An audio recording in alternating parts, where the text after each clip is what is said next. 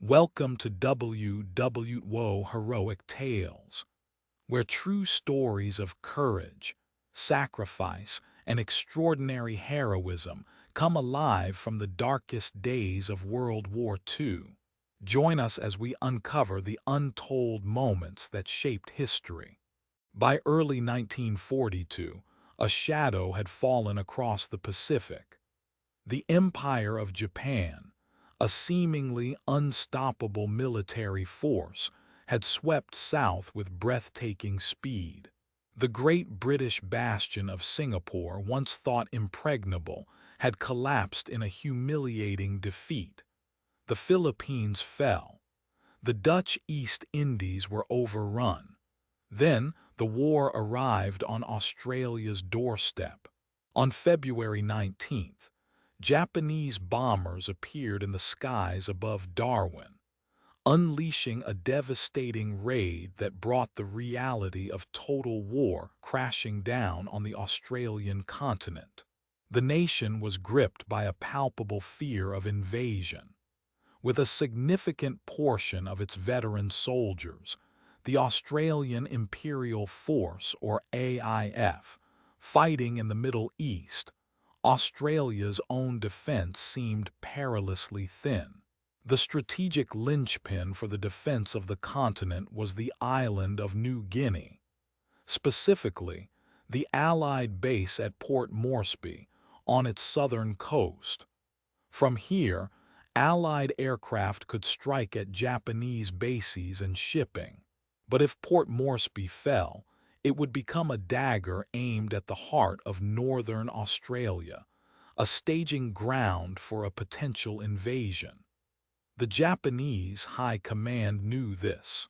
Their initial plan for a seaborne invasion was thwarted in May at the Battle of the Coral Sea, a bruising naval engagement that, while a tactical draw, was a strategic victory for the Allies. Undeterred, the Japanese Imperial General Headquarters initiated a new plan, an overland assault. They would land on the north coast of Papua, at the villages of Buna and Gona, and march across the formidable Owen-Stanley Range. Their path would be a little-known, barely their track, a native footpath snaking through some of the most hostile terrain on the planet.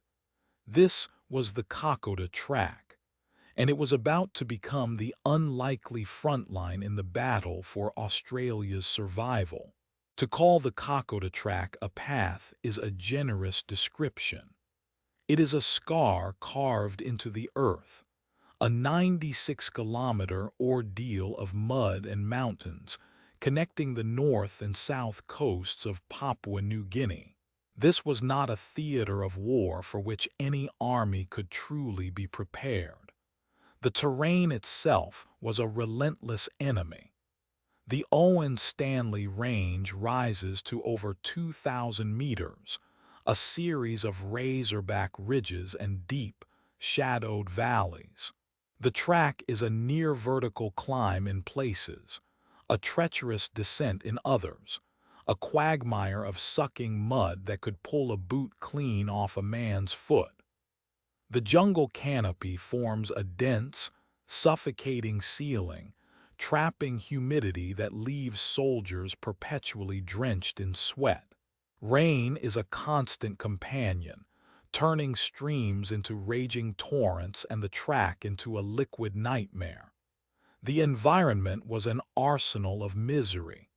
Leeches dropped from leaves, attaching themselves to any exposed skin. Mosquitoes, thick as fog, carried the debilitating fevers of malaria and dengue. Dysentery, scrub typhus, and tropical ulcers were rampant, an invisible army that would ultimately inflict more casualties than enemy bullets. Into this green hell were thrown two vastly different forces. The Japanese spearhead was the South Seas Detachment, commanded by Major General Tomataro Horii. These were experienced, battle-hardened veterans of campaigns in China and the Pacific.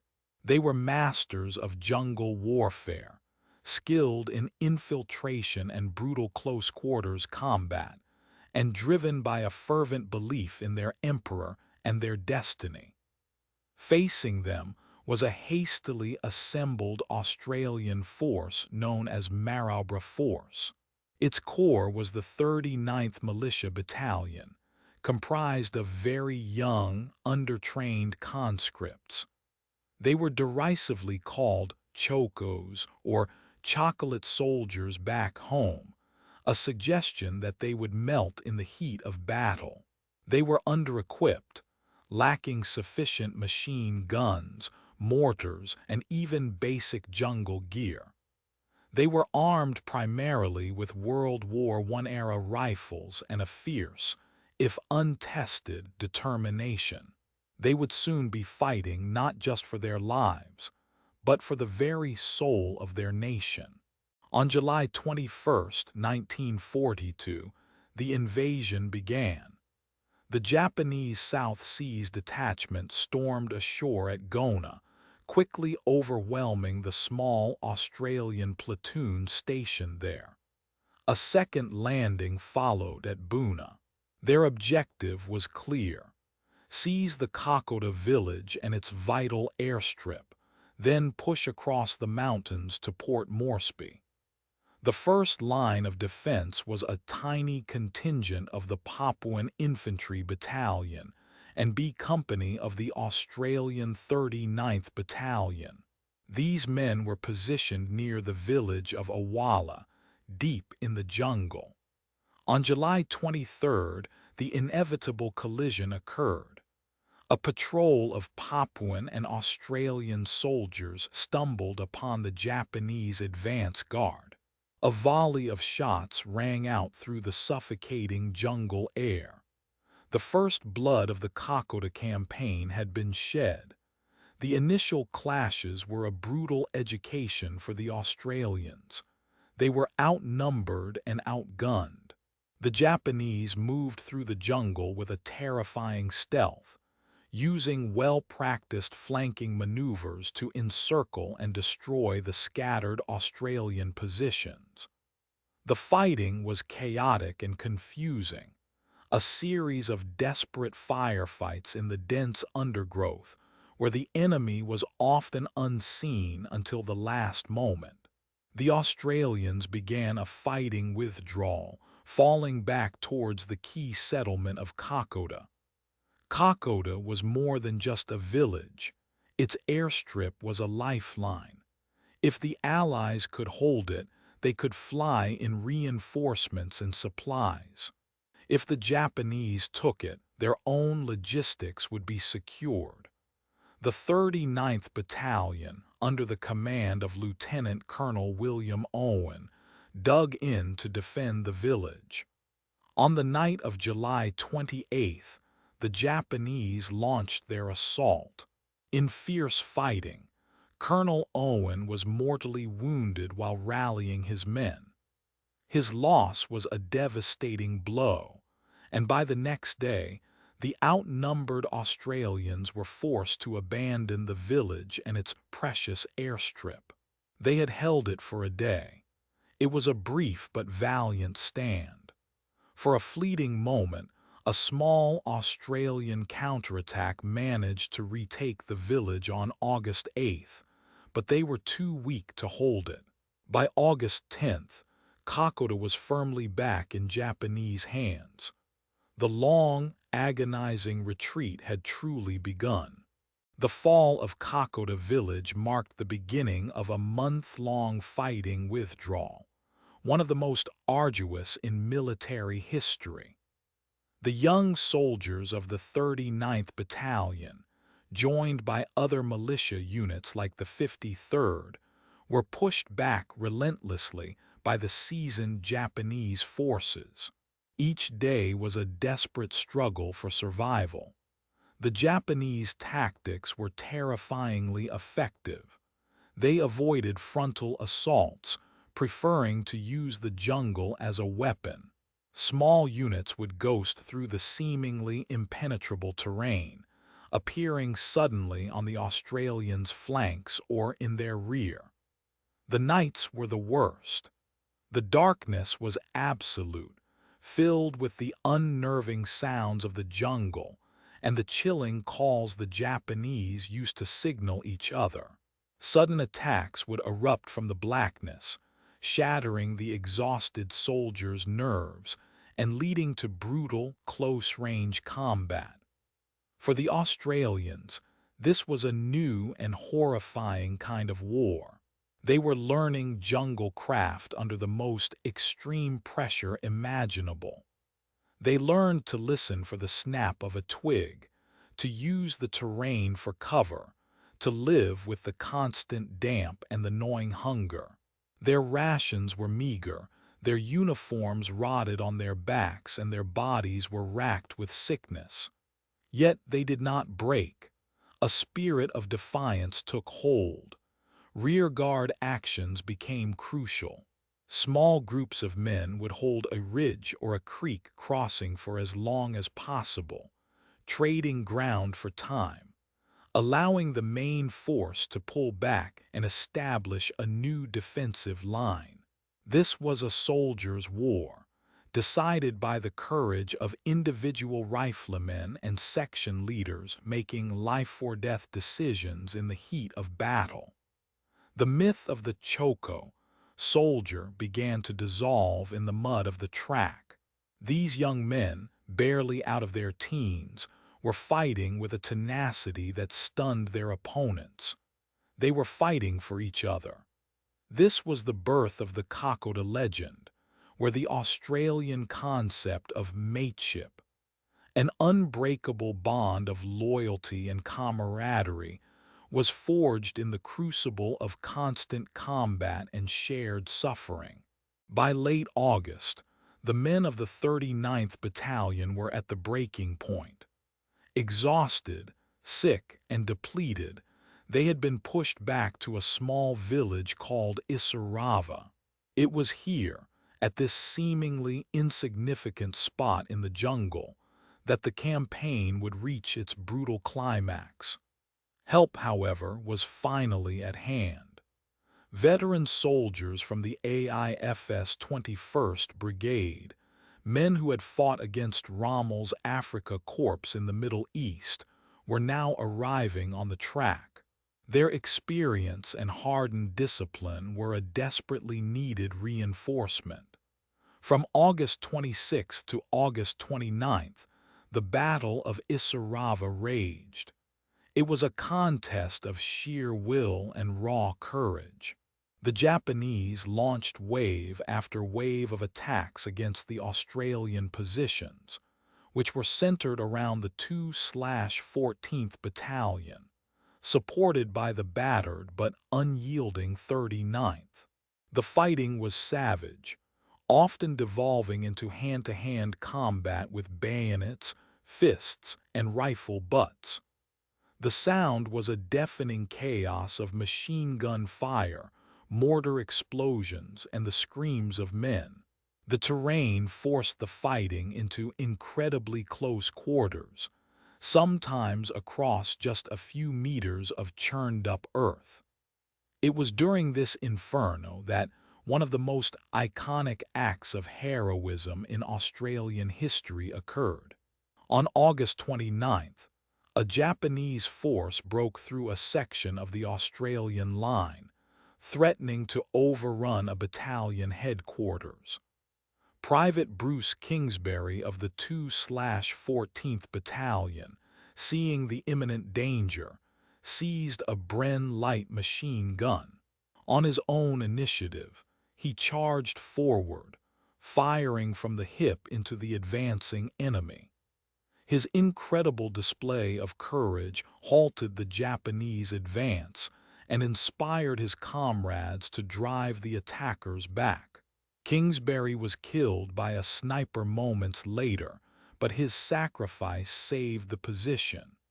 He was posthumously awarded the Victoria Cross, the highest Commonwealth award for gallantry.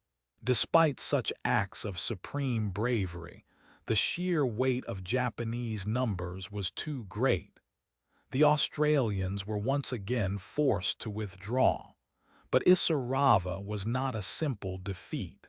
The defenders had inflicted crippling casualties on the Japanese and, crucially, had shattered their timetable for capturing Port Moresby. It was a tactical withdrawal, but a moral victory. The stand at Isarava proved that the Australians could match the Japanese in the jungle, and it became the spiritual turning point of the entire campaign. Combat was only one of the enemies on the Kokoda track.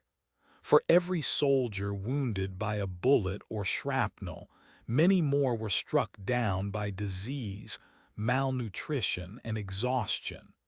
The logistical challenge was staggering. There were no roads. Every bullet, every tin of bully beef, every medical supply had to be carried on men's backs over the tortuous terrain.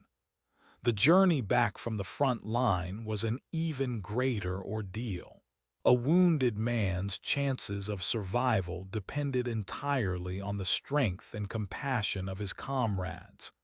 They were carried on makeshift stretchers, often little more than blankets tied to two poles, a torturous journey that could take weeks. This is where a group of local heroes entered the story, earning a place of honor in Australian history. They were the Papuan and New Guinean civilians, recruited as carriers and laborers. The Australian soldiers, with their characteristic fondness for nicknames, called them the Fuzzy Wuzzy Angels. The name captured the immense gratitude and affection the soldiers felt for these men.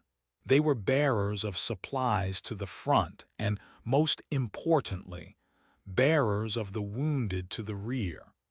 Their physical strength and intimate knowledge of the jungle were indispensable, but it was their gentle and compassionate care for the injured Australians that became legendary. With sure-footed grace, they would navigate the treacherous track, carefully carrying the stretchers to minimize the agony of the wounded. They would tend to their injuries, feed them, and offer comfort. Countless Australian soldiers owed their lives to the selfless dedication of these Papuan men. The bond formed between the Australian soldier and the Fuzzy Wuzzy Angel was one of deep mutual respect, forged in the worst conditions imaginable. Meanwhile, the invisible enemies continued their relentless assault. Malaria was endemic, causing debilitating cycles of fever and chills. Dysentery was rampant, leaving men weak and dehydrated. Malnutrition was a constant, as supply lines failed and men were forced to survive on starvation rations. The physical toll was immense, but the mental strain was just as severe. The constant fear, the sight of death, and the sheer exhaustion pushed men to the absolute limits of human endurance. By mid-September, the Japanese advance had reached its zenith. After a final, desperate battle at Brigade Hill, the retreating Australians fell back to their last defensible position, Imita Ridge. Just one ridge away at Ioribewa, the Japanese vanguard dug in. They were exhausted, starving, and ravaged by disease, but they had reached their goal. From the high ground of Ioribewa Ridge, through a break in the trees, they could see a faint glow in the night sky. It was the lights of Port Moresby, just 32 kilometers away. The prize was almost within their grasp. For the Australians on Imita Ridge, this was the last stand. General Douglas MacArthur, the supreme Allied commander in the Southwest Pacific, had issued a stark order. There would be no more withdrawal. They were to hold Amida Ridge or die there. The atmosphere was thick with tension. The Australians, now reinforced with fresh troops from the 25th Brigade, prepared for the final, decisive battle. They dug their weapon pits, set their fields of fire, and waited for the assault they knew must come. But the attack never materialized. On the other side of the ridge, Major General Horry was facing a crisis. His troops were at the end of a logistical tether that stretched all the way back to the north coast. They were critically short of food, ammunition, and medical supplies. His men were dying from starvation and sickness at an alarming rate. More importantly, the strategic situation in the Pacific had shifted. American forces had landed on Guadalcanal in the Solomon Islands, opening a major new front that demanded Japanese resources. Imperial General Headquarters in Tokyo made a fateful decision. The Guadalcanal campaign would now take priority. On September 24th, Horry received the order that must have broken his heart: cancel the advance on Port Moresby and withdraw to the Bunagona beachheads. The high water mark of the Japanese invasion had been reached. From the slopes of Ioribewa, the seemingly invincible army turned back. The tide was about to turn. The Japanese withdrawal was not a rout. It was a carefully planned fighting retreat, and for the Australians, the advance back up the track was every bit as brutal as the initial withdrawal had been. Now it was the Australians on the offensive. Reinforced, better supplied, and with the full backing of air support from Port Moresby, they began to push forward from Amida Ridge on September 28th. The roles were reversed, but the terrain remained the same unforgiving enemy. It was a grueling, bloody crawl back over the same ground they had lost. The Japanese, despite their weakened state, fought with fanatical determination from well-prepared defensive positions. They turned every ridge, every creek, and every jungle clearing into a death trap, laced with machine gun nests and snipers. The fighting centered on key locations that had been mere names on a map just weeks before, but were now seared into the consciousness of every soldier. Templeton's Crossing and Aira Creek. The battle for Aira Creek in late October was particularly savage. The Japanese held a strong position on a high ridge overlooking the creek. For a week, the Australians of the 16th Brigade threw themselves against the entrenched defenders. The fighting was at close quarters, with grenades and submachine guns being the decisive weapons. Casualties were heavy on both sides. The Australians had to physically claw their way up steep, muddy slopes under withering fire. This was a war of attrition, a slogging match in the worst possible conditions. The stench of death hung heavy in the humid air. The track was littered with the unburied dead of both armies, a grim testament to the ferocity of the fighting. But the momentum was now with the Allies. Australian artillery, hauled into position with immense difficulty, began to pound the Japanese defenses. American forces were also now engaged, landing east of the Japanese beachheads to open a second front. The net was closing around the remnants of the South Seas detachment. The hunters had become the hunted. On November 2nd, 1942, a moment of profound symbolic importance occurred. Patrols from the Australian 25th Brigade walked into the village of Kokoda, finding it abandoned by the Japanese. The track itself was now almost entirely back in Allied hands. A simple, moving ceremony was held. A group of weary, mud-stained soldiers gathered as the Australian flag was raised once more over the Kokoda government station. It was a powerful symbol of victory and a massive boost to morale, both on the front line and back home in Australia. News of the recapture of Kokoda was celebrated across the country, a beacon of hope after months of anxiety and retreat. But the campaign was far from over. The objective had always been the complete destruction of the Japanese forces in Papua. The final phase of the battle would be fought on the coastal plains, at the fortified Japanese beachheads of Buna, Gona, and Sanananda. This would prove to be the bloodiest phase of the entire New Guinea campaign. The Japanese, their backs to the sea and with no hope of escape, had constructed an intricate network of bunkers and machine gun posts, built from coconut logs and steel plates.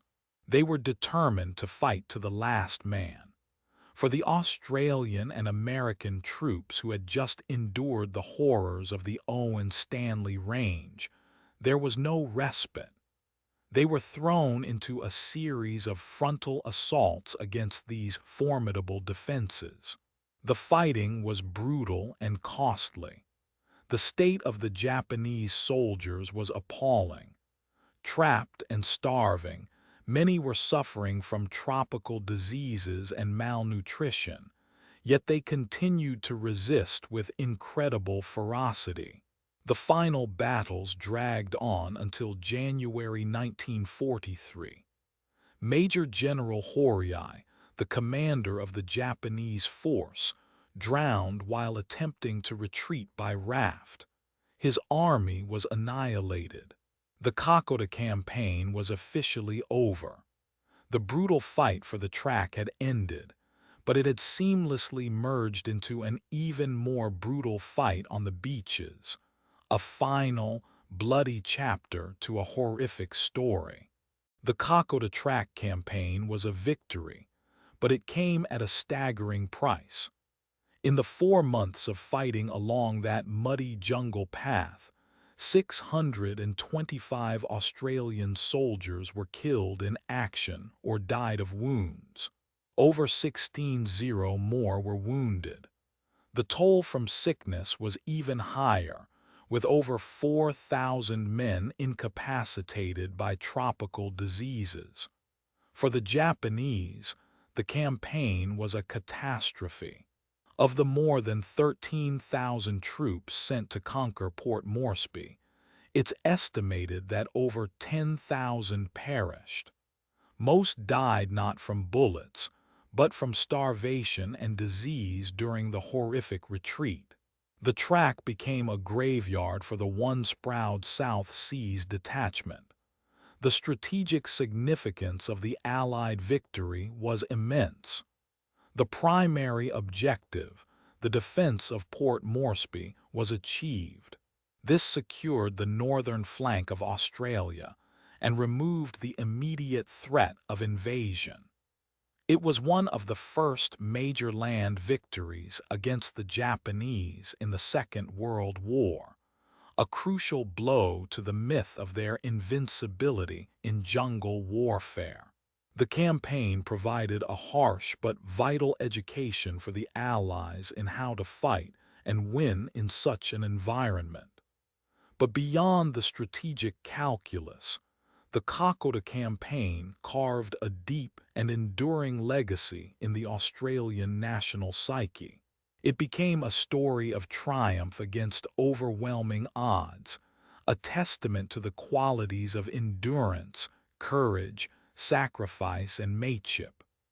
The Chocos, the young militia soldiers who had been scorned at home, had proven themselves to be heroes of the highest order. The story of Kokoda became a foundational legend, akin to Gallipoli in the First World War. It symbolized the moment when Australia, feeling abandoned by its traditional allies, stood on its own and defended its homeland. Today, the Kokoda Track is a place of pilgrimage. Thousands of Australians walk the path every year, not as soldiers, but as citizens paying homage to the memory of those who fought and died there, ensuring that the legacy forged in mud and blood is never forgotten. Thank you for joining WW Heroic Tales. Through the stories of brave souls from World War II, we honor their memory and keep their legacy alive for history and generations to come.